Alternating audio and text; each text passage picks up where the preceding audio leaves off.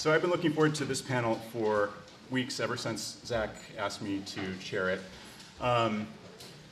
Welcome to the first edition of Sound Education 2018. I'm thrilled to be taking part in this conference. My name is Wade Roush. I'm the host and producer of a science and technology podcast called Soonish. Thank you. I'm co-founder of Hub and Spoke, which Tamar explained a little bit about Hub and Spoke in one of the previous sessions.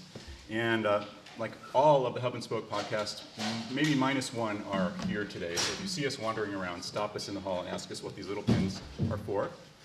So I didn't start podcasting until about 2 years ago, but I actually fell under the spell of great audio storytelling in 2007. And this was just after I had broken up with my life partner of 19 years, and I just moved from San Francisco back to Boston, and I was on my own for the first time in a long time, and living here in Boston, and decided to get in the car and drive home to visit my parents for Thanksgiving. So they live in Traverse City, Michigan, so it's like a 17-hour drive. And I didn't have anything to listen to. You know, I didn't know what NPR stations were going to be available on the way there and back, but I did have an iPod, an actual iPod, because this is 2007. And I basically loaded up all of Radiolab. And this is 2007, so the show was only about 5 years old at that point. And it was like probably the last moment in history where it would have been like even possible to binge all of Radiolab. And now it would be like humanly impossible to do that. Because the show's been around for so long. But basically, I did listen to all of the available Radiolab episodes over the 34 hours of driving from Boston to Michigan and back. And that was the experience that convinced me that there was something special and something amazing and compelling going on here. I'd never heard that kind of storytelling happening through audio. It was something new to me.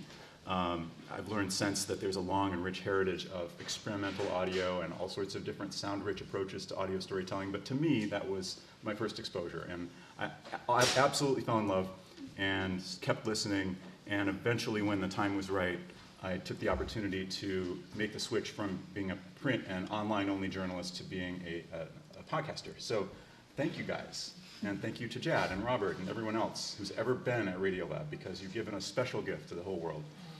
And so I just wanted to start off by saying that. Okay, now I'm actually going to get the panel started. Yeah. We have a big part of the team behind Radiolab with us. Now, Radiolab, obviously, as you all know, or you wouldn't be here, is the leading audio show about science and the larger world around science. It's not exclusively about science anymore, as you might know from listening to spin-offs like More Perfect. But it has an absolutely unique, sound-rich approach to storytelling, whether it's a story about science or the Supreme Court. And these are three of the people who make it happen.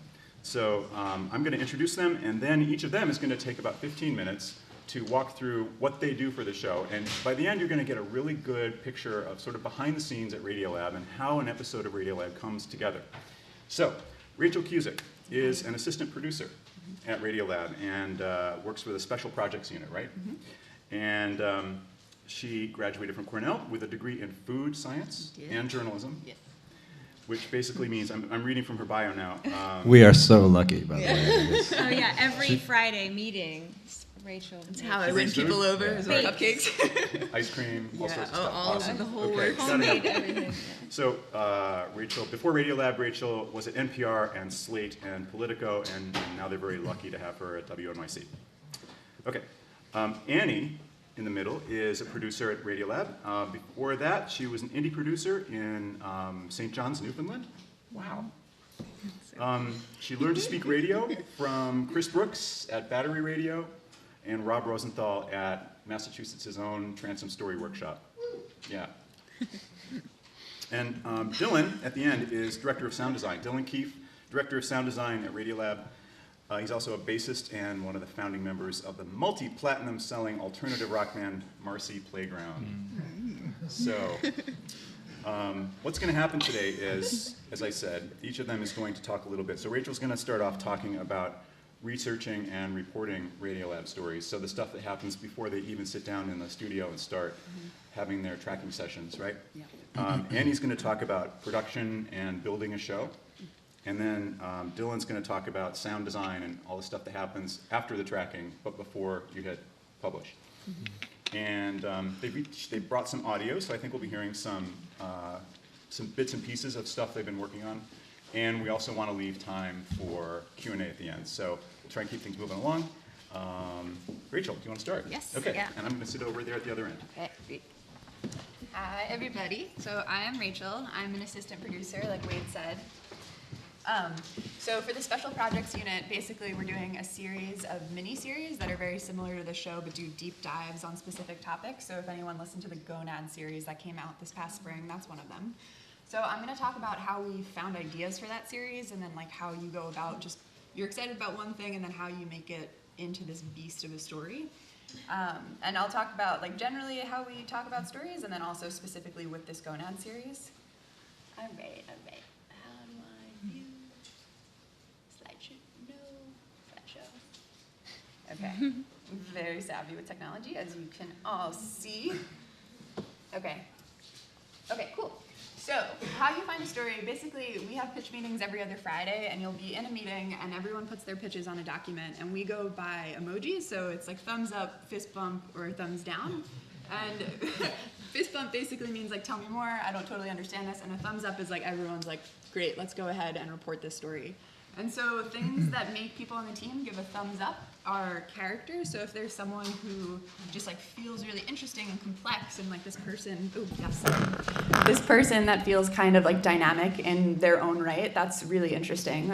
So we were talking about on the way up here the Oliver Sipple story.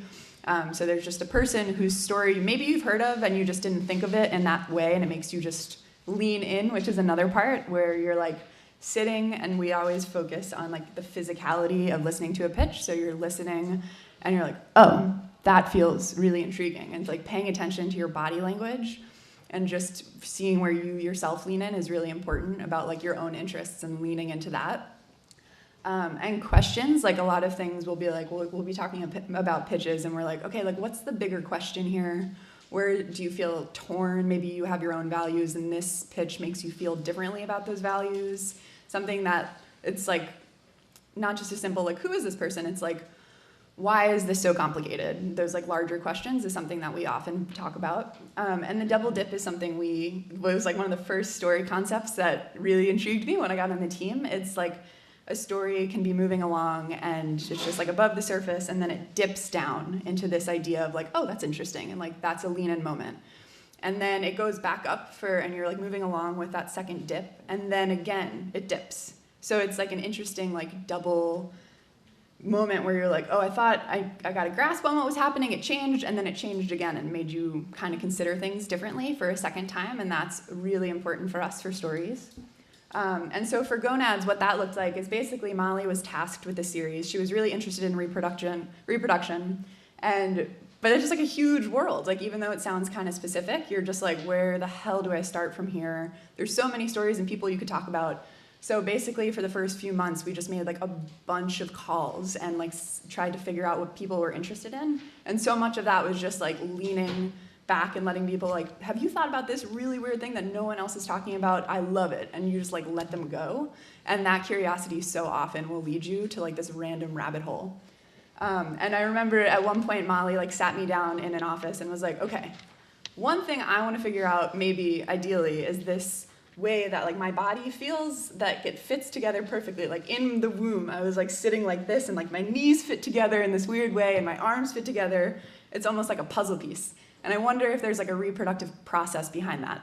And it was just such a weird, quirky question that like she had wondered about for so long, and it was just like this very simple way of like, this is a really random question that probably people right now are giving me weird stares about, but if you like lean into those things that you're super curious about, that is like a really good instinct to follow. And then a lot of these phone calls, you'll be calling around, you ask people for recommendations when you're on the phone with them, you're like, hey, who else should I talk to? And that leads you to interviews. which basically Kuluk Akte, who is one of the main characters in this series, we got on the phone with him just randomly. He was recommended by someone. And we spoke to him for 2 hours on the phone, and then we had 3 separate interviews after that, which were each 3 hours.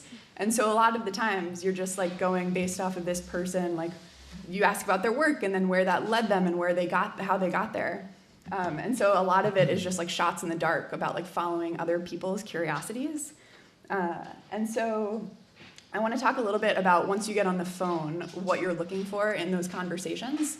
So Kuluk Akte was the first person who really just started us down this journey of like how Gonads became Gonads. And so I'm going to play a clip about what he said that really made us lean in.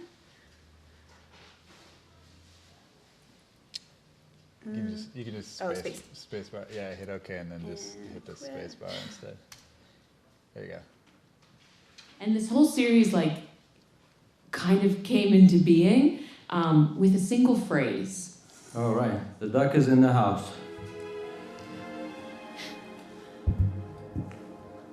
From this guy. Can you say for me your name and how you identify yourself? I'm Kutluk Oktay. I am an ovarian biologist. So I have a research laboratory at Yale University School of Medicine. So Akte, he is the one who said the Gonads are magical organs. They are. Gonads are magical organs. And so Molly was on the phone with this guy on a random Friday night, and she just ran out of the office, and she was like, this man just said the oddest thing to me. Don't know if I understand it, but I'm like really intrigued by it. And she just ran. She was like, go find stories where like gonads are magical. And so, and it's like so abstract, but also just like this amazing place where you can just be like, all right, let's go for it. And for like weeks and weeks and weeks, then we tried to figure out how this thing could frame a whole series that we had no idea he was going to come in our path, but like somehow he shaped this whole thing. And so many times stories happen that way, that there's like a really compelling person that can just change the trajectory. And so from Akte, we learn this story about a primordial journey where your primordial germ cells go on this journey before you're even born. And he gave us a lot of like the backbone and told us why it's interesting, but we needed someone to fill in those parts and like explain in details in ways that felt like tangible. And that led us to Blanche Capel, who's this just like the most charming woman from North Carolina who studies this. And I found her just because she's like one of the main researchers in the field. And I think from this clip, you'll be able to tell why we wanted to speak to her. Akte got me into this story, and so I ended up calling a bunch of people about it. In my lab, we have a slogan that says, "Gonads or go home." We have T-shirts. You don't. You do? We do. We have a T-shirt. That is Blanche Capel. Professor in cell biology at Duke University Medical Center. She essentially studies all the parts of the story we're about to tell you. They literally move. Wow, wait, so how does a cell march? They actually extend filopodia, which are little cell-like feet. Okay. Is it like it pops out 2 feet and then it goes walking? Cells send out extensions, and that extension has a little adhesion molecule on it, like a little sticky spot. So when it puts its foot out, it can pull the rest of the cell up to it. So they take a hike. And interestingly, the germ cells seem to be holding hands like a long string of paper dolls. Okay. And they touch each other. It's as though the whole crowd is like going together.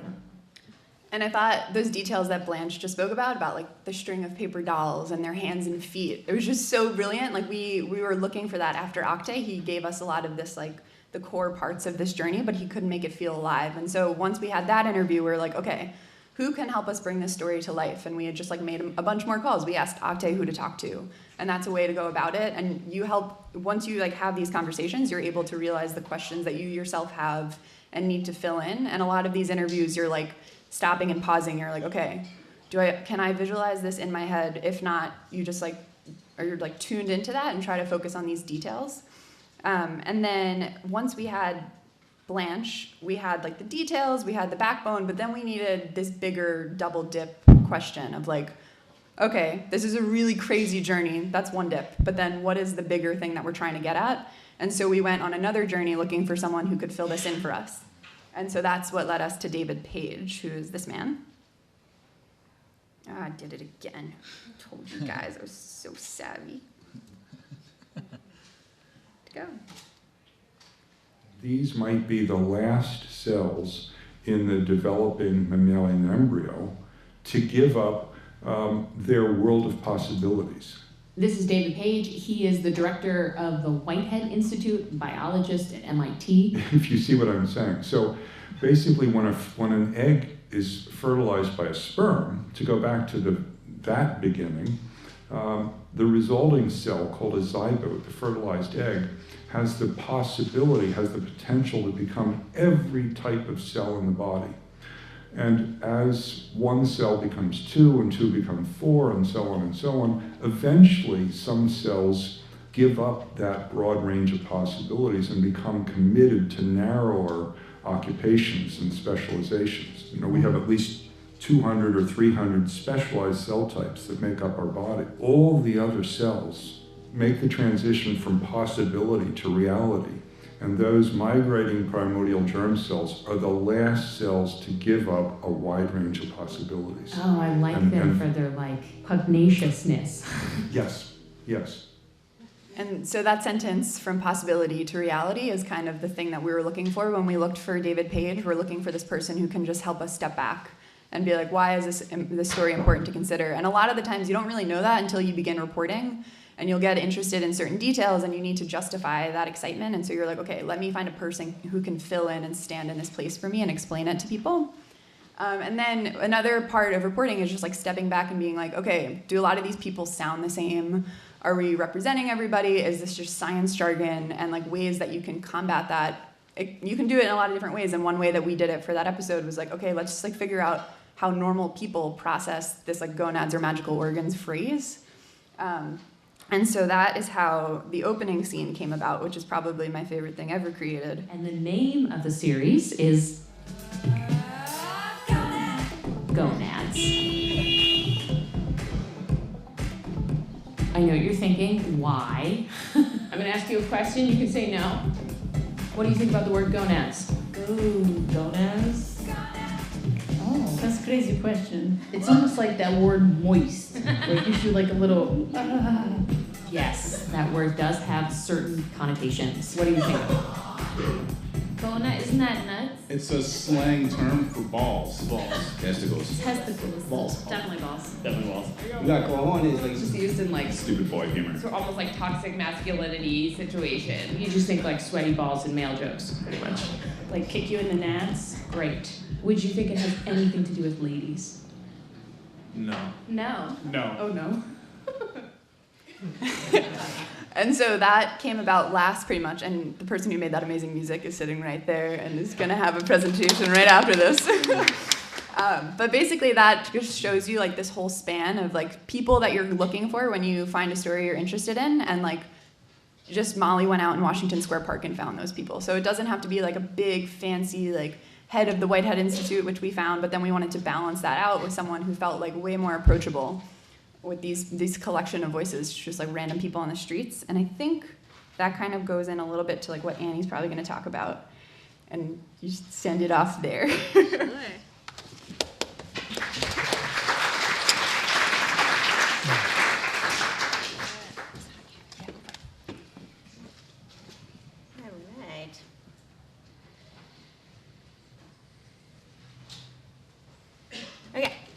So I think I do a lot of doing and not a lot of explaining. So I want people to feel very free to just be I don't understand, or I have a question, or stop right there, or back up, or what's that? Because I think often my job, I just go into this zone in Pro Tools, and then I stumble to explain what I'm doing. Annie? Yeah. Stop. Yes. Oh, sorry. Yes. This is awesome. Before you start, I wondered if you could just lay out some basic parameters, how many episodes do you guys have to make every year? How many times do you start on the research and then you realize, okay, there's not really enough here. We didn't get all those magic quotes or all that great tape, and then move on, right? There must be a funnel, right? Yeah. There's a real wasteland, a graveyard. I even have an actual folder on my drive called Graveyard, where I've put things that I don't want to let go of, but they're definitely dead. But they're just not totally gone. I don't know how many we put out a year. I can't. It's 3 a month? 3 a month, yeah. Yeah, 3 a month. and that's so they're produced over the course of, in some cases, months or years. Okay. Even each one. So there's a process of, each piece is in a different state over the course of a long period of time. So to get those 36 episodes a year, you're obviously discarding probably another So many, yeah. many Thousands. ideas. Yeah. Yeah, it's one of the most striking things for me when I started at Radiolab. The amount of kill stories was crazy to me. I worked on a lot of different shows, and they just really, it felt like they were saying no to everything, honestly. They do. Yeah. It's Yeah. mostly no. Yeah. The thumbs up, thumbs down. Like it's, Yeah. at the end, it's just like, which is disheartening. But then you're just like, God damn it, I'm gonna get the story through. So it works So cool. out. So so we're at the point now where you have found that magic story, and now you're going to do some digital audio Yes, some workstation thingies. magic, right? Yeah, Yes. okay. So you got your tape. Yeah, I'll just go. So you got your tape. We do this thing called selects, where you sort of like you try to reduce the hour and a half long interviews you've done to maybe 20 some minutes. Everyone kind of listens to those. You get into a room, you do a storyboard. It's like, what is the best way that this story could go? Let's do our dream version, write it out. Sometimes we do a mood board where we have this sort of like Google Doc where we're just like, does this feel like a grayish story to you? Put the color gray on there. What about disco? Throw a disco song on there. What about dandelions? That could be, so just like, painting this sort of like palette of color, and that really helps with the sound design down the line as well, because you're just like invoking all of these textures and colors and moods.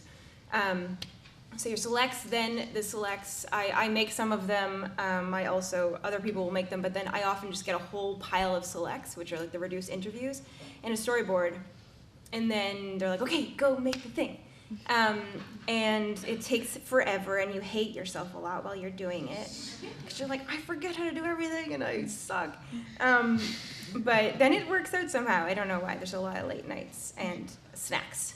So I'm going to talk about just at the very beginning of the story we did called Nukes. It's a really long story. It's hard. It's heavy. It's hard to listen to, but it's very important and very cool.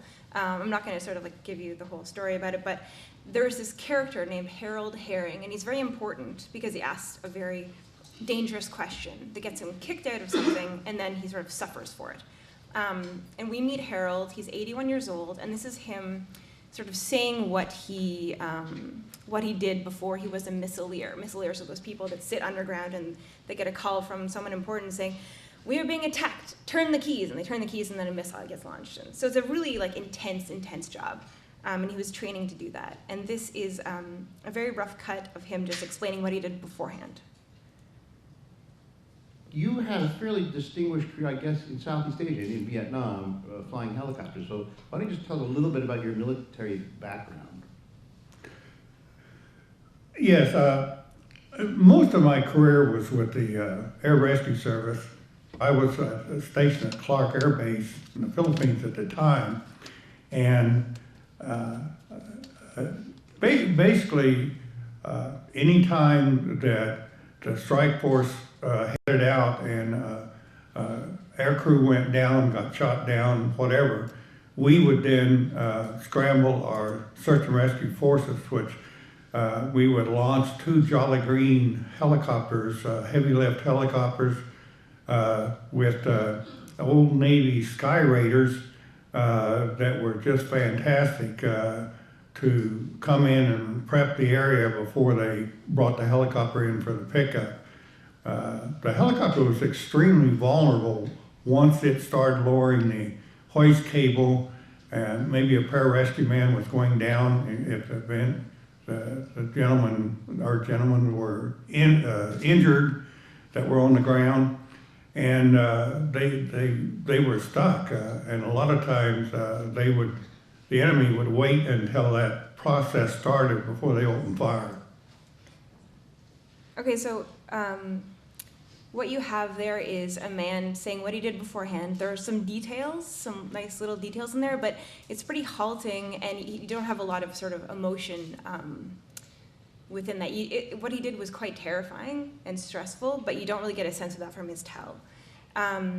So my first reaction, because the story is like 1,000 hours long and there's so many moments where there's like super sound design spaces, and you want to, when you build a scene, you want to think about like the balance of super sound designed to just basically naked audio, because you don't want the listener's ear to get tired of one sort of texture or sound.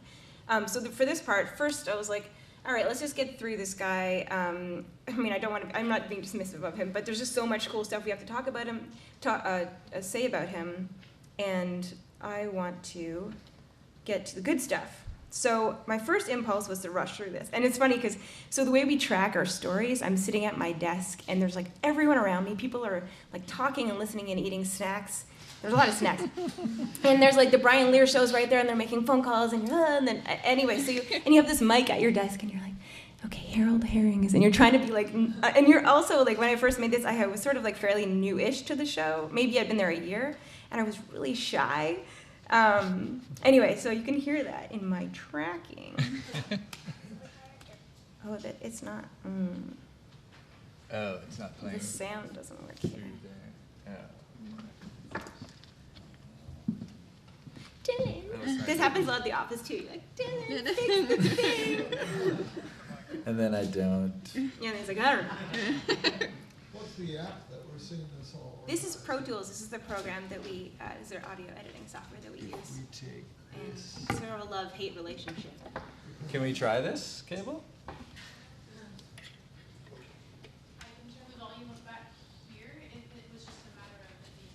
Oh, it was only coming out of the computer speaker. It's, yeah.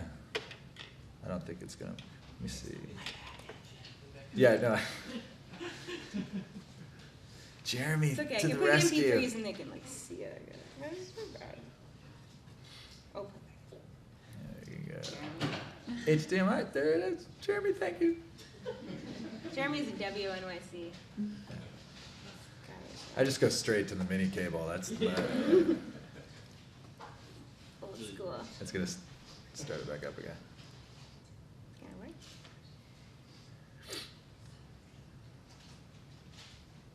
Yes, most of them.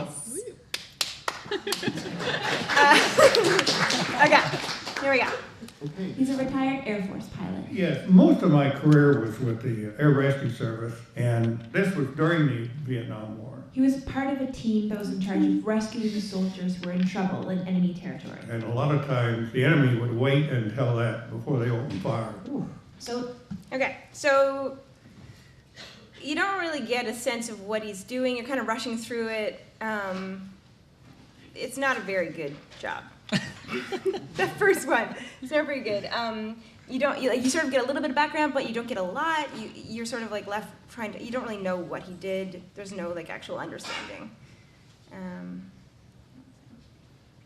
So we do a lot of drafts. I think this. Oh yeah, chapter version 40 is maybe one of the last ones. But anyway, this is version 7. But you're building like a whole thing here, so it's like not all of it. But I'm just gonna do the front here. All right, so I was like, well, maybe I'll put in some archival, make it feel alive, but I don't want to spend a lot of time on this because often when we introduce someone, we're like, hey, this is so-and-so, so-and-so. It's like, hey, I'm so-and-so, I used to do this and this and this. Like, cool, let's move on. And so I was like sort of still trying to do that, but I think there was a part of me that felt like this part is important. Maybe I'll put some sound design and some archival in there, and we'll just see like maybe that will be enough. So let's try.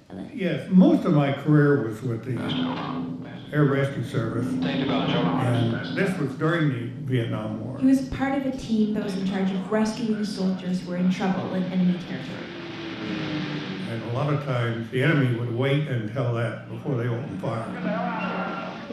So it was a So it's like a little more alive, but it's still pretty like, what is going on? Like you can't really see it. There are no details. You don't have any understanding. And I think that's the thing that the more I work at Radiolab, the more, because when you go into edits with Jad, he's like, I just want to see it though. Like I just want to understand exactly. And these things that I thought were like boring and we need to get through them because they're not part of the whole body of the story.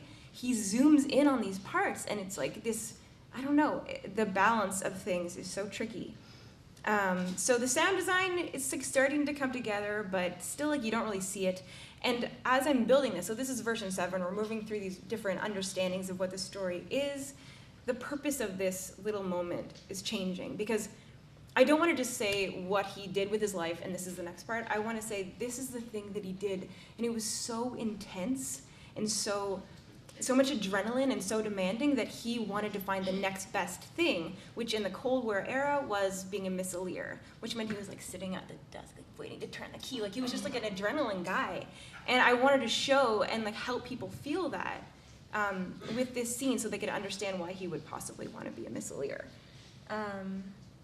So there's like the purpose of this scene switched as well. It's not just like who is he, it's why is he? Okay, so then I was like, let's do it, but let's add detail. So I'll bring back in some of his little tiny details. And I also want to understand, so what does it mean? I had to actually go and learn. So he gives sort of like a very broad description of what it means to be in a Jolly Green helicopter and go rescue people, but I went and watched a lot of videos about what that meant. I did some reading about what that meant. I like was sitting at my desk crying because someone was interviewed about rescuing. Like I really was like, I want to know what this guy went through. And when I learned, I was like, well, we gotta like show people this. So this is, the sound design is more, I think it fits in better with the writing, and the writing is just more, I let him give details. I give details as well that he didn't give us. Right. So, like, you had a fairly distinguished career, I guess, in Southeast Asia, in Vietnam, flying helicopters. So, why don't you just tell a little bit about your military background? Well, most of my career was with the Air Rescue Service. And anytime the aircrew went down, got shot down, whatever. They'd scramble their search and rescue forces, including 2 Jolly Green heavy-lift helicopters. They'd fly them in, hover over the survivors on the ground. Lowering the hoist cable. A pararescue man would climb down to the forest floor, find the injured soldier, and attach him with a cable. Yeah. And while this was happening, the helicopter had to hold steady, hold their hover. And a lot of times, the enemy would wait until that process started before they opened fire.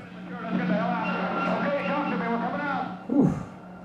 I'm just going to show you this other part because it's a thing that I'm like trying to untrain myself from doing. I really like drones and sad sounds, and they always get cut at the last second. But I'm going to play this thing. This is how I would have wanted, and then you'll see the next version. It's like totally cut out. But let's just go. Let's just see. Started before they opened. I also use a loon sound. That was exciting. Started before they opened fire.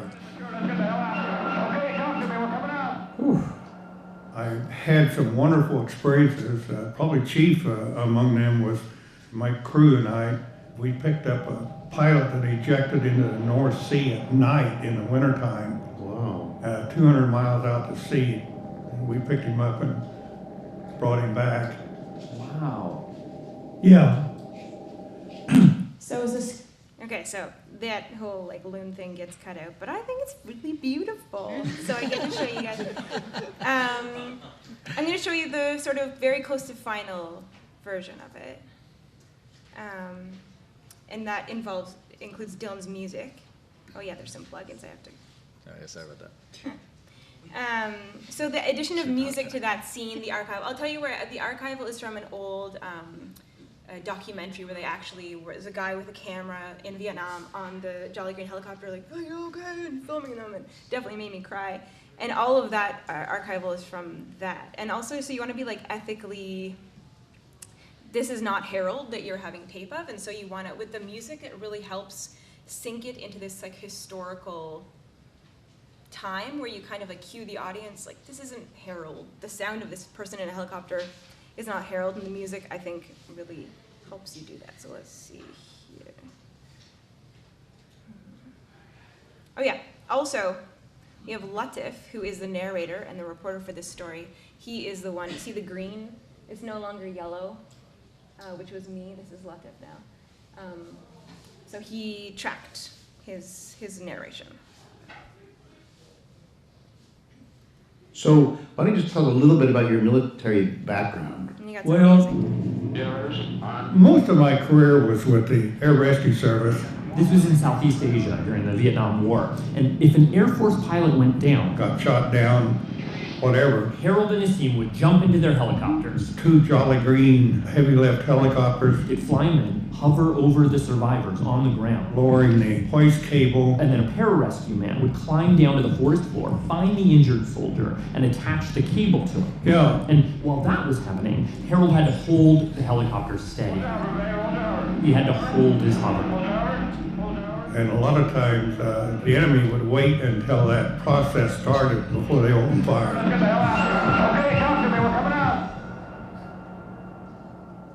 I had some wonderful experiences. Probably chief among them was my crew and I. We picked up a pilot that ejected into the North Sea at night in the wintertime. Wow. 200 miles out to sea. And we picked him up and brought him back. So that's sort of like a very close to final mix. This is Latif here. I'm going to pull him out for you. Whoops. So the way we track is it takes forever and it's really fun and annoying. Because Latif he's like the most fun guy to track with because he makes jokes every second. That's why it's so inefficient but so wonderful at the same time. And another thing is that like I would track what I think Latif should say, but then he'll come in and bring his own personality. So like I wouldn't say it that way, I'd say it like this, and he'll throw in like a pun. Like I never would have thought of that. It's brilliant. But so in this, this is one side, so you're not gonna hear it. Soren is our editor, and he's on the line. He lives in Madison, Wisconsin. And he is sort of coaching Latif. He's like, say that again, say that one more time, say it faster, say it slower, and Latif's like, okay, good. And so you're gonna hear like Latif kind of just try to say these things a whole bunch of times. His team would jump into their helicopters. Harold and his team would jump into their helicopters. Harold and his team would jump into their helicopters. So that one felt good. Yeah. So Soren's like, don't do that again. Sure. Yeah. Okay. Sure. Harold and his team would jump into their helicopters. Okay. Harold and his team would jump into their helicopters. Okay, you can see how like it's such anguish to cut these tracks, but it's also really funny because they're little Easter eggs. So what else did I want to? I guess you can see sort of like the real difference between that first cut of him just like, and then like, I went and I was in Vietnam. And like we want to honor his story by bringing it alive rather than just like his television. It doesn't show the adrenaline rush, the purpose, and all those things that he felt. And I think with sound design and with writing, super detailed writing, like make sure you can understand exactly what this person did. They climbed down a thing. They jumped. It was windy. I wish I'd put that in because I'm sure it was windy. And they grabbed the person and they went up. And you can really feel it if you sort of help them paint the picture of their life with writing and with archival and with music. Then you can like really feel it and then move on to the next part. Also, yes, questions? Yeah. You use the term sound design, and that sounds like internal jargon. I'm not sure. Oh, okay. Anything that it means. Right. Well, yes. Dylan will make that clear. Dylan is our director of sound design, so maybe that's a good segue. Yeah, but Thanks. One big picture question again. So the parts you were playing for us were, it's labeled like chapter 2, so I'm assuming that there are many chapters in the finished episode, and we were listening to a clip that's like no more than 2 minutes long, and a typical episode might be 20 or 30 minutes long. Right, so how much bigger is the finished Pro Tool session, and how many, God, I mean, that's a lot of work. It's so long. You hate yourself so much when you make it. You're like, why am I here? Often, sometimes, maybe I would make the whole thing myself, or myself and another colleague would, split it up, like tackle, you do chapter 1, I'll do chapter 2, and then we'll pass them around and collaborate. This is mislabeled because sometimes we're a little, I don't know, when it gets down to the wire, you're like, it's chapter 1, chapter 2, I don't know what it's called anymore, so this is actually chapter 1. I'm not sure why it's labeled chapter 2. It's just a little fun trick for Dylan to sort out at the end of it all. But it's 22 minutes long, and then I think the actual whole piece is maybe something like 40 or 50, because there's an Easter egg, so there's 6 minutes of ticking clock, which drove people nuts, or people loved it, so whatever. And then there's this scene of an atomic someone experiencing an actual detonation of an atomic bomb. Yes, I forget the question. Except sort of like an aside that you like sort of droning sound or sad sound, and they often get cut. Yeah. So I'm curious, like, if there's a, like some like the editorial or storytelling reason that perhaps that happened. Yeah, it's just because it shouldn't have been there. Like, when you get, I think I get so emotionally invested in every moment, and it's so important to have an editor step back and be like, that doesn't make any sense. But I'm like, why? It's so, it's, this drone is sick. But yeah. I think that there's also one of the things that Wade just alluded to is that this is one little moment in a long story, and in fact, his story, which is as compelling as it is just one little portion of the larger story about nuclear weapons and who has the power to use them, and so. There are some decisions being made, especially about the sound design. You can only, actually, Annie brought this up earlier, it's about change in texture, and sometimes it's not the right texture to sit with for an hour, or it's not doing what you want it to do for the whole in that moment. Sometimes, and actually, when it comes to drones like that, or things that are, did you say sad and scary? I just sad and scary thing. If you withstand that for a whole show, you won't have sort of a peak and valley arc going on. So we're always trying to think about how this one little section affects the whole. Does that make sense? Oh, sorry, go ahead. Yeah. When you're kind of editing, different parts and you're putting the whole thing together, who owns the space for pacing and that kind of tonal shift up and down? You mean within a chapter or within the whole? Within the whole piece. I think so. What we do is I'll spend a chunk of time working on this, bounce it out as an MP3, so just turn it into like a little compressed MP3, send it around to the editorial staff and whoever's working on the project, and everyone listens. So you get like you can step back. You're not in this mess. You listen. You maybe go on a walk, and you get a real clear sense of the pacing just from like stepping away from the machine for a bit. And we do multiple drafts of that. So like, here's version 21, or here, I put the drone back in, or whatever, I couldn't help myself. Stepping away and having also, so Latif isn't usually in Pro Tools, but he is, he is able to like, so because he's not sort of mired in the muck of it, he's able to have like a good viewpoint. And Soren, our editor, is very good at just sitting back and listening. So it's just stepping away from this and hearing it all together. Could you talk a little bit about how you source different sounds and music? Like, are they from licensed libraries versus created from scratch versus free use?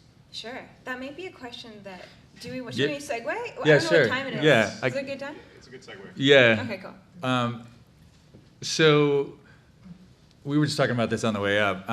Radiolab was made at a time when radio, if it's on terrestrial radio, you could use anything. It has to do with a license agreement between the record companies and public radio. And when podcasting came along, that changed entirely. And Jad was already making a lot of his own music back then. He is a particularly crazy genius at lots of different things. Did it start on terrestrial radio? It started on terrestrial radio, yeah, before podcasting.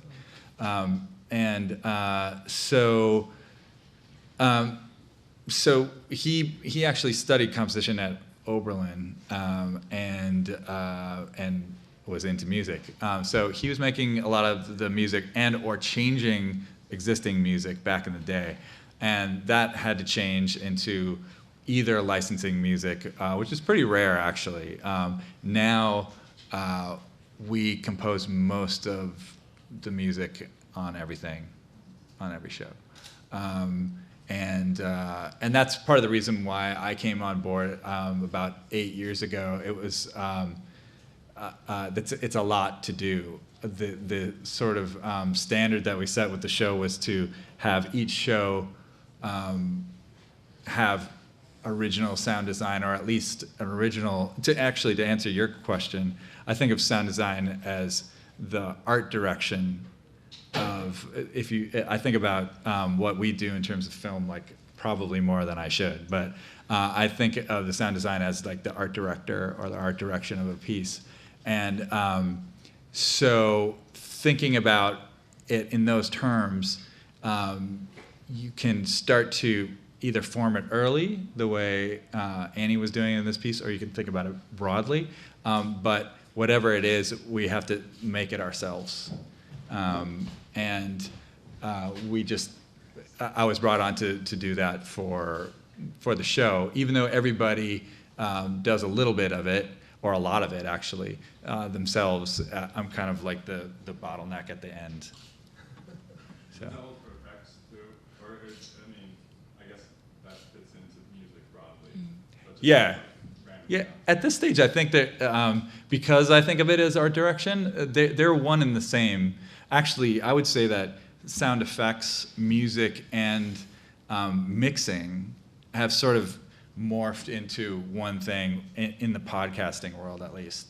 And I think it has in the, maybe excluding sound, no, not even excluding sound effects. I think it has in the music world also. I think most musicians these days are incredible producers in some form. They understand sound and mixing in a way that back in the day, as a musician, I didn't think about that stuff as much. I sort of left that up to the engineers. And I think a lot of, and everything has sort of come together into one thing. And I think about it that way. I think most people on the show think about it that way. And even though we split this up into 3 parts, it's really just another part of the same process. The moment you start to write a piece or write a section of a piece, and you're handling things, thinking about pacing. What was his name again? Harold? Harold, yeah. So right away when she hears that first interview, she's thinking about pacing. How is this gonna? How can I handle this in the larger scheme of things? What's the pacing gonna do to our piece? That already is sound design, in my opinion, and the reasons for adding either the helicopter sound or something abstract, musical tone, they're very carefully thought about, and they're almost always for some sort of pacing purpose. Not because we can do them. Like, you can pretty much make any sound now. Anybody here can, actually. So it's not that much. The creation of the sounds is something we could definitely go into. But from the get-go, we're thinking about it as a writing tool. So Dylan, did you have any clips you wanted to play just to kind of finish out the story? Yeah, I could play some clips. Do it. Yeah. I also want to take a lot more questions because, is everybody here? Are most people makers in that people are making stuff? Yeah. Raise your hand if you make a podcast. In audio. Yeah. Okay. That's great. So, let me see here. I have this video that I took that when I played it for Jad, he was like, "What the hell was I saying?" So thinking about sound design as art direction, one of the things I like to do is, I try to get the producers to do, is think about a mood board. And that's a loose term for putting a bunch of related or unrelated ideas together. They could be graphic, they could be musical, they could be, this is like a marketing technique. If you were to go into a marketing room and to get everybody on the same page, thinking about the same thing, you sort of throw associative ideas together into one bucket. And it helps in well, let me give you an example. I was working with somebody with their new show. They wanted to consult with me, and their new show was going to be, he wanted an urban feel to it. And that means a lot of different things to a lot of different people. And so what I did was try to encourage him to put a bunch of, like, what does urban mean to you? What are the pictures, just grab images off the web, songs, sounds. And those are going to translate more easily to other people, since this is all collaboration. You need to get everybody thinking in the same way. And so that's sort of an art direction trick. The clip I'm going to play you is a discussion between Molly Webster, who you heard earlier, Jad and I, mostly Jad talking here, about a piece she did for surrogacy, about surrogacy and this sort of like global network and commerce around surrogacy.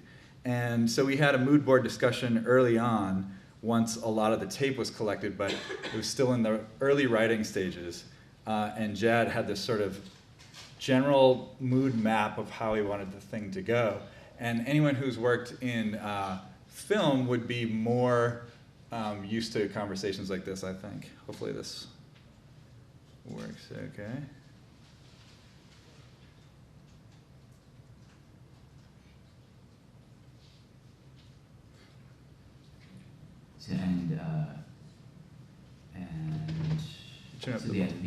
Obviously the idea is like Chaplin and Chaplin have very different musical, they're like almost different, not just different musical moods, but almost different orchestras. There's like a smaller orchestra for chapter 1, and then there's a bigger one or something. I agree with that. So I was thinking, okay, you start with a party, and the party's like the prelude. Like I was at a party and I saw my friend and he had a thing and I got shit.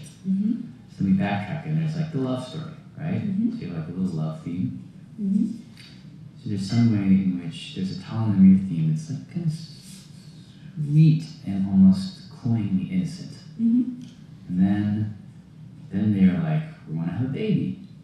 And then the hand of fate comes in because they're like, what are our options? 1, 2, 3. So there's like a fate theme. So there's love, there's like two men want to make their way theme.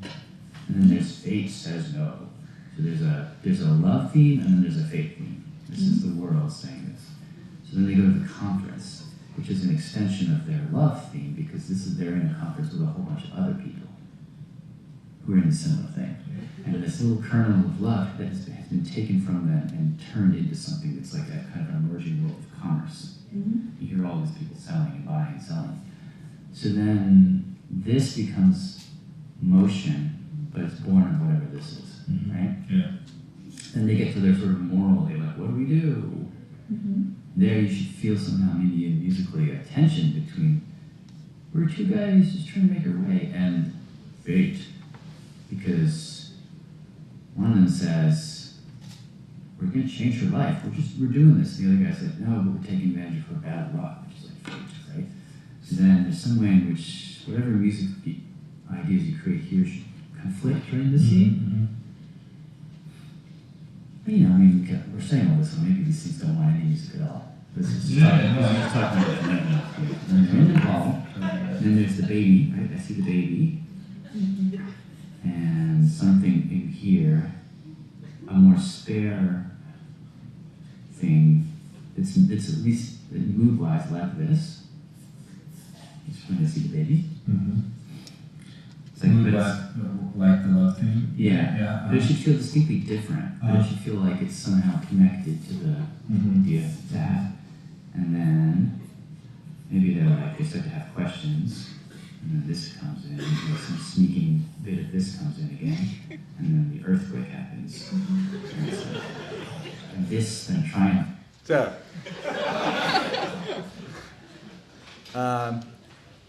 that is to say, these conversations actually produce amazing things. And a lot of times I see from the outside, the producers, the reporters, especially Molly in this case, Molly thinks very scientifically, and she approaches her her stories from like an incredible knowledge base. And thinking in this way, it can be totally random, but it gets us thinking in an emotional way, which in my view is closer to the art direction. If you watch a film, you're not just listening to the story arc, you're not just watching the actors, you're watching all the other elements and experiencing the pacing and the music all at one time. And in order to do that with a whole crew of people, you have to get everybody on the same sort of emotional space. So yeah, did you have a question? Or so. How much tape does the team have at that point when you're walking through that sound? At this point, it was a crazy amount of tape for this story. We had stringers in India, Nepal, and in Israel, and we had translators, and it was thousands of hours of tape. Pretty well blocked out. Like when he's describing it, you can kind of visualize what kind of tape you would need to match the music. Yeah, and actually what I did with this after the soundboard, I'm sorry I don't have it with me now, but after this mood board, what I did is go back to Tal and Amir, who were the couple. I grabbed some of their raw tape, which hadn't been cut yet, but it was starting to be organized into a story. I grabbed some of that raw tape and I just made a quick cut of it myself and started writing music to that so that I could hear the way they spoke. And they were kind of like, Jan's idea here was like, this is a love story and this is sweet. And they were kind of like abrasive, their tone just in the studio. And so I had to play those two things against each other to make it what we wanted to, which was like, this is a sweet story about people in love wanting a child. So I needed to do that hearing them while I wrote the music. The line where he says baby, August doesn't want music. When do you... Say that again, sorry? The line when he says baby, August doesn't want music after he's done with this composition. Yeah. What is behind your choice, whether to score or not score?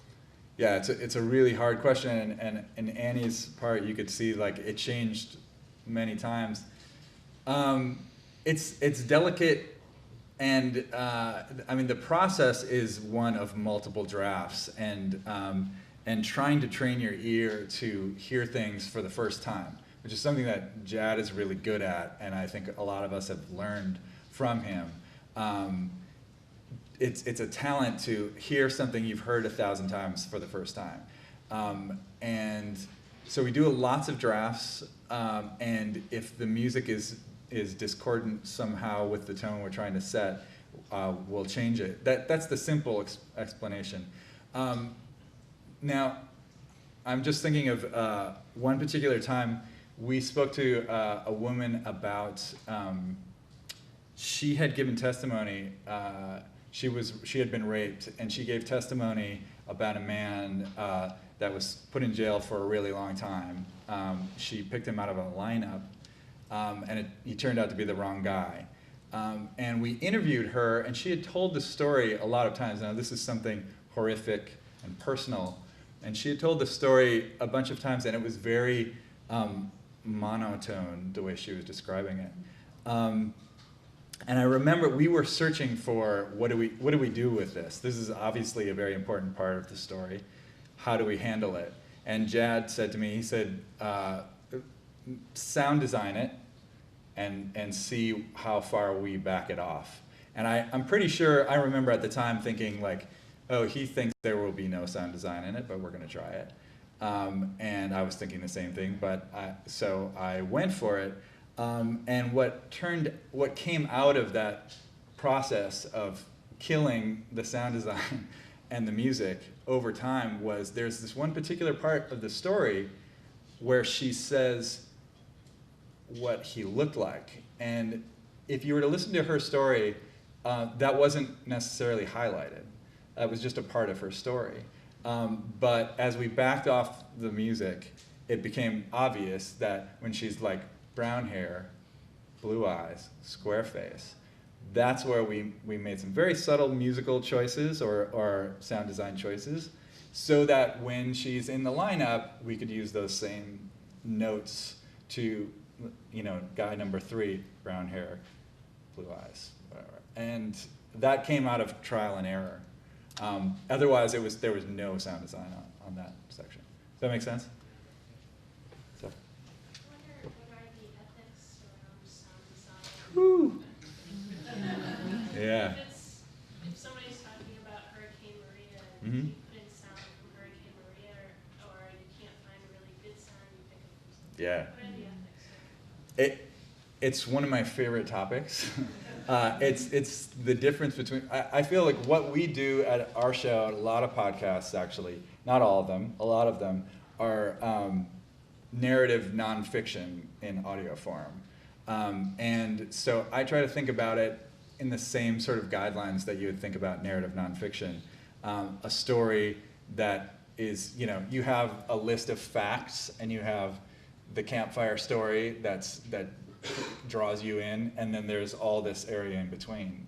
And the story wants to be pulled away from a list of facts because list of facts is boring, and into the exciting side, but you always have the burden of this being a true story, to make it, that burden, it has just jazzed your story. The moment you say this is a true story, it's like people lean in. So it has to be true. And that plays out in all kinds of interesting ways sonically. And most of the time, just in short, like I said, this is a whole topic in and of itself. But most of the time, it's about sort of holding somebody's hand through recreating something. If you're recreating something, to use real sounds is a very there's a borderline there, and so I think about it a lot of times, like you need to if you're going to use real sounds, you need to telegraph to those people listening without even them wondering that this is a recreation, this is not the real sound. To say this is not the real sound, this is a recreation, is you've already lost there. So there are ways of doing it. I often think, there was one time we were doing a story on drone strikes, and I remember a producer came to me and said, do you got, there's a part of the story that I knew where this car gets blown up. And he came to me and he was like, do you like metal blowing up? And I was like, yes, I do, but, and let's have a little discussion about this. And we decided in the end that the best way to, while telling the story, to highlight that particular part was a musical decision. So the impact that you hear of the car blowing up is very clearly musical. It's not a sound effect. It still gives you the concussion and the sense of being of the horror of it without you as a listener mistake. Was that actually sound or not from the original event? So there are some obvious ones, like if we're talking about Newton, like we're gonna play whatever we want, because if you think that that's archival tape, then yeah. We've got like 12 minutes left, and I want to make sure that people feel free to ask questions of Rachel and Annie and Dylan. And so let's just open it up for final questions. And there are some back there. How about you, and then you, and then you? Great. So it sounds like in the audio process, there's obviously a lot of kind of playing with the trial and error, like you said, both in setting the mood and using sound design. Is there anything that really stays the same from beginning to end? Is there anything that you're able to set the course and not really deviate much as you go throughout the entire story? I think we do sometimes. I don't know. Sometimes we, like when we get down into sit down in that room and talk about the storyboard, we'll just be like, okay, just like heat map. Let's just like throw out your favorite pieces of tape. Someone's like, I really loved when she reached into her purse and pulled out or whatever. Or the moment where so and so cries. That's like so moving to me. And so we sort of have these like lists of our favorite things. And I think often we try to, like those are like the hot.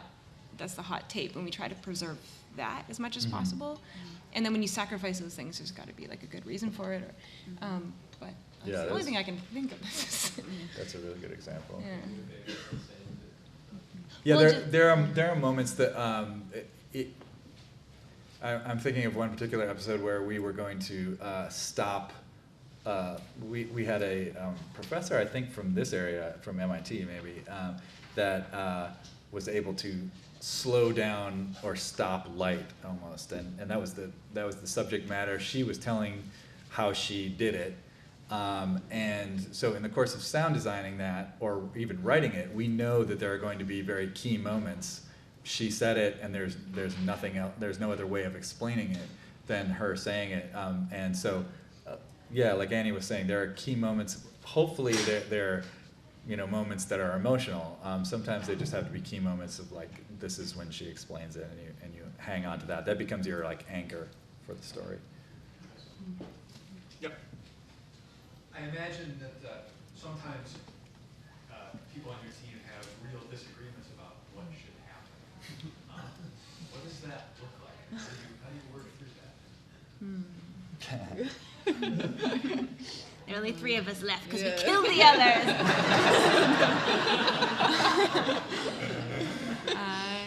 We do a lot of, especially with, I don't know, I mean, we do have editors, so the final say is like Jad and Soren. So, you come up against like, I want this, and Soren's like, it just cannot be, and you just can't, it's his show, so you can't. But I think we do a lot of like staff listening, so say if what sort of the topic is in any way sensitive, like we really need you all to listen and give comments on these things. And if there are disagreements, then we'll listen and very carefully address them. And if that person has a good argument, then, we should listen to them. But it's funny, it does get you all this fight, and then it comes down to like Jad, like, no. And then you could strangle him, but then he'd be dead and we wouldn't have any more Radiolab. So. I think everybody here has worked in some sort of situation where that relationship does not work, or there's something broken there. And I think that at Radiolab, like, we've really tried to nurse that particular interaction as carefully as possible. That is to say that there are people who make the final decision, but those people are particularly open to what you have to say about it. Not just the person who wrote the story. In fact, sometimes the person who wrote the story is like way out of bounds because they're just too immersed in the stuff. They don't know how to tell it. I mean, that happens a lot. So a lot of times it's another producer or somebody else not on that particular story that reflects on it in a way that's like, oh, I didn't think about that at all. I mean, I think that's become more and more the case over the years. Yeah. And way in the back row. Yeah, when you are getting interviews and listening to them, do you have any methods, or when you're listening for, oh, this is like, think of that guy from World War II, where this is a good moment to break that up and do some cool sound design. Like, are there things that you listen for, or process you have when you're listening to, how can I pace this differently? Like, how can I put a cut here and, to make it more deep than just like if you had just strung his sound bites together and let him just be alone? Because it was obviously much more richer when you did that. Yeah. Oh, wait, sorry, what was the actual question? So I mean, I heard what you said, but like, what's the... what's your process when you're listening to interviews and trying to figure out, oh, this would be a good time to stop, divide him, put something in the middle, or put music under here. Oh, I can see this banks for a sound effect, that kind of stuff. Like when basically to flesh something out and when to just quickly zip by it kind of thing? Yeah, like just when you listen to an interview, when do you find that, oh, this is a moment to put some sound design Right. rather than just... I think there's got to be a purpose to sound design. You can't just like smear it everywhere. It's got to have a real meaning behind it, because it's going to get the listener's ear is going to get really, really, really tired of it. It's going to be lots of like bleeps and bloops and whistles and drones and stuff. And so you want to preserve that silence and that stillness of just a single voice talking as often as you can, I think. So when you do hit them with sound design, it's like, and they enter this world into Vietnam, and then they're there. So I think it became clear to me, I initially thought, oh, we're going to zip by this, just his voice, go, go, go. But because the meaning of that moment grew and grew within the body of the story, and we just knew that as we sort of built it and saw the balance of things. So like that moment actually would really, really be nice to understand deeply what kind of tension he was under, what kind of stress, the exhilaration of that job, and therefore that is sort of trying to relate to that person so deeply. Sound design really helps with that, rather than just like informational. And just like on the flip side of that, I'm like one of the newer producers on the team, and so I think I lean on sound design, and I'm like, this is gonna carry me through for 7 minutes, and you're just like, that's not gonna work. So I think I like, as a newer person, you overcompensate and you just like add a lot of music and things, and you're like, I do not need this. And so then I think it's a process to strip it away and realize when it's a moment to stop and like resonate in a moment and like have a signpost and be like, okay, we're gonna talk about this thing because it's important to the story. But you should like be conscious that you're like, if it's a slow moment, adding a bunch of music maybe isn't the best thing. It's just like maybe you should just cut it all together. I think using Annie's example too, when he was telling his story about what he did in Vietnam, it needed, pacing-wise, it needed the drama. Like, what is he doing? Exactly what Annie was saying for that part. And then he stops and he tells this very special story for him that he saved this guy. And if you notice, in the end, it wasn't in the original versions or in a middle version maybe, Annie had the sound design in there, the sort of scary tones that were in there. But I think if you hear it in the end, the part where he's describing what he did needed to sort of be juiced, and then all of a sudden he tells a very personal story that's super short, but it's a personal story, and his inflection even changed.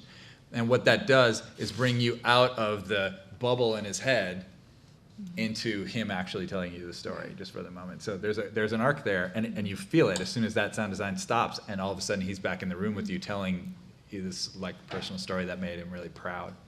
That's a good example. We may have time for one or two more questions right here. I have a question about organization. So you talk about working on so many different stories at once, and clearly for each story and each minute you have so many different layers and people.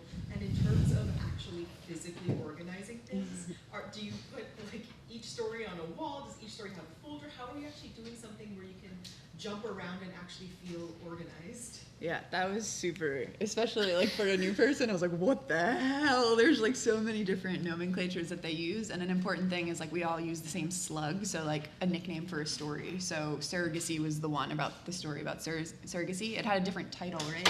Yeah. Yeah, so like it might not be the thing that you see when it's in the feed, but we have a story we all know it by. And from there, we're like very diligent about saving the versions. So like if you make one change, you'll make it version 2. And being like super diligent about keeping those up top. So if someone has to grab it, they get the most recent one, and it's clear, and there's an old drafts folder. So you just get that out of the way. It's still there if you need to grab it. But you want them to see like the newest version that they can pull from, and Dylan probably. I mean, no, in this case, especially when you're trying to do 3 a month, we hired somebody about a year ago that is her whole job is air traffic control. Like what is the state of this piece and what needs to be done? Does it need another voice? And keeping track of all that stuff so that any of us can dip into that story at any moment and know where it's at. It's really hard, but we had to hire a very talented person to do that. So everything's digital. It's not like you have a room with crazy Post-its everywhere. Oh, we do that sometimes, and it's a mess. I have that crazy Post-it mess on my desk right now. Yeah. One more question? Yes, I'm a radio journalist, and my question, you've answered that in part, but I just want to ask you, do you ever worry that all the sound effects and music that you put in the story are actually changing the basic story, that you make an editorial judgment that what you're presenting rather than what the story is? I mean, to worry, I think we worry from the get-go about everything, but it's kind of like, I think about it like a photographer. A lot of times people, they'll look at a photo and think, well, that happened. It wasn't doctored. But really, the moment the photographer is pointing a lens at something and looking through it, there are editorial decisions being made. And the moment we start chopping tape, we take an interview that's 2 hours long and use a little moment of it, which people do in a New York Times article or whatever. You're making editorial decisions. So to worry about it, absolutely. That is where the craft is. Because if you're going, much like, I like to use like Truman Capote, like In Cold Blood. That is a true story. Mostly. Yeah, mostly. But read that and read like Seymour Hersh, a book by Seymour Hersh. Which is mostly true or mostly not true. I don't know. I don't know about that anymore either. But then we're getting to like the list of facts against something that is like a powerful story as it's told, and all the decisions every single moment affect that. Even the pacing of somebody. So many times I've heard, if people have used an ISDN here before, there is a latency between two people speaking. If there's two ISDNs, that latency is usually expanded. And oftentimes in raw tape, you might get the impression that these people are not jiving. Maybe there's some tension there or something, because it sounds like we're so used to saying, yeah, there are facial cues or whatever. But you'll listen to that and think that there's some sort of tension, but it's really because the spaces haven't been cut in the middle. That's a real feeling. That will feel tense when you listen to it. There was no tension there. So it's that delicate. But are there times where you think you can't have any music that's not under this sound? For sure. Absolutely. Yeah. Yeah. Okay. Yeah. So there's another session in this room at 2:30. I'm sure that the three of you would be willing to keep answering questions, but let's do that out in the hallway. Great. Sure. And let's give a round of applause.